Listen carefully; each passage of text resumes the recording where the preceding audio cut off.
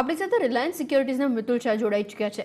Actually auto નેમ્સની અંદર આપણે ઘણો બધો ન્યૂઝ ફ્લો જોયો છે, એની પર ડિસ્કશન કરવા માટે અને સાથે જ અહીંયા આગળથી આગળ કેવી રીતના વોલ્યુમ્સના ફ્રન્ટ ઉપર સિનારીઓ દેખાશે એની પર વિશેષ આપણે ડિસ્કશન કરીશું.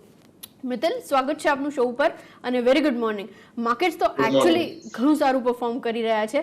એની સામે ઓટો નેમ્સમાં કેવી રીતના એક્સપેક્ટેશન બની રહી છે? ઘણા વખતે ઇનપુટ કોસ્ટ પ્રેશરને લઈને કમેન્ટ્સ છે, જેના લીધે પ્રાઇસ હાઇક્સ કંપનીઝે લીધા છે, પ્લસ જે ચિપની શોર્ટેજ, સેમિકન્ડક્ટરની શોર્ટેજની વાત આવતી દેખાઈ રહી છે, એના લીધે પણ Q2 બી થોડુંક ડેન્ટ થતા દેખાશે એવા કમેન્ટ્સ હતા. કેવી રીતે એનાલાઇઝ કરો છો આ કમ્પ્લીટ સિચ્યુએશનને ઓટોઝ માટે પ્લસ ઓટો એન્સિલરીઝ માટે? See, at present, auto sector is facing number of challenges. આ કંપનીઓ માટે અલગ અલગ પ્રોબ્લેમમાંનો એક સેમિકન્ડક્ટર ઇશ્યુ છે, જેનો સૌથી વધુ ઇમ્પેક્ટ પેસેન્જર વેહિકલ સેગમેન્ટ્સને પડી રહ્યો છે, કારણ કે આફ્ટર BS6 પેસેન્જર વેહિકલ સૌથી હાઈએસ્ટ પ્રમાણમાં સેમિકન્ડક્ટર ચિપ્સ યુઝ કરે છે. તે ઉપરાંત આ વખતે સેકન્ડ વેવનો ઇમ્પેક્ટ રૂરલમાં થોડો વધુ દેખાઈ રહ્યો છે. પેનેટ્રેશન રૂરલમાં ડીપ હતું, એની ઇમ્પેક્ટ ટુ વ્હીલર સેલ્સ પર પણ દેખાઈ રહી છે. Two wheeler retail sales wholesale કરતા ઘણું જ ડાઉન છે અને ઇન્વેન્ટરી લેવલ 60 to 80 ડેઝ જેવું થઈ ગયું છે, જે નોર્મલી 45-50 ડેઝ રહેતું હોય છે.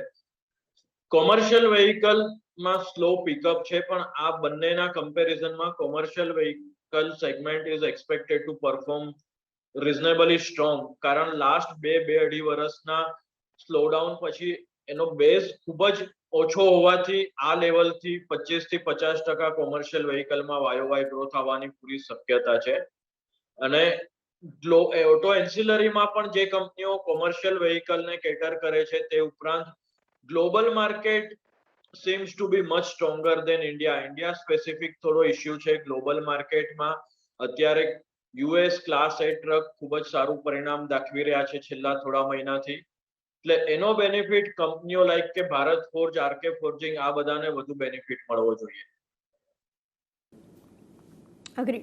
અચ્છા, ઇન ટર્મ્સ ઓફ ઇન્વેન્ટરીઝ, કેમ કે મિતુલ, આપણે ઓલરેડી જે ડિસ્ટ્રપ્શન્સ હતા ઓટો ઇન્ડસ્ટ્રીની અંદર કોવિડના રિલેટેડ, એ થોડાક ક્લિયર થતા જોઈ ચૂક્યા છે અને નોર્મલાઇઝેશન જે રીતના પાછું આવતું દેખાઈ રહ્યું છે. ડિમાન્ડની કન્ડિશન્સ કેવી દેખાય છે? કાલથી ઓલરેડી આપણે જે ઓગસ્ટના વેચાણના આંકડા છે આવતા જોઈશું. તમારા પ્રેફરન્સ પ્રમાણે કેવી રીતના ટર્નઆઉટ થઈ રહ્યું છે? સૌથી બેટર પરફોર્મન્સ કયા સેગમેન્ટની અંદર તમે જોઈ રહ્યા છો? Segment wise, commercial vehicle no lower base should support healthy YOY growth. Passenger vehicle ne because of the semiconductor issue, કંપનીઓએ ઓલરેડી એનાઉન્સ કર્યું છે રફલી 15 થી 20% પ્રોડક્શન કટ, એટલે એના વોલ્યુમ પર ડેફિનેટલી વીક જ રહેશે. ટુ વ્હીલર સાઈડ ઇન્વેન્ટરી વધુ હોવાથી પ્રોબ્લેમ રહેશે, પણ વિધિન ટુ વ્હીલર કંપની જેનું મોર દેન 50% કોન્ટ્રીબ્યુશન એક્સપોર્ટમાંથી આવે છે, જે પ્રમાણે પહેલા મેં કહ્યું એક્સપોર્ટ કન્ટ્રીઝ નું ટ્રેક્શન ખૂબ જ સારું છે, જેમાં USA હોય કે લેટિન અમેરિકા કે આફ્રિકા.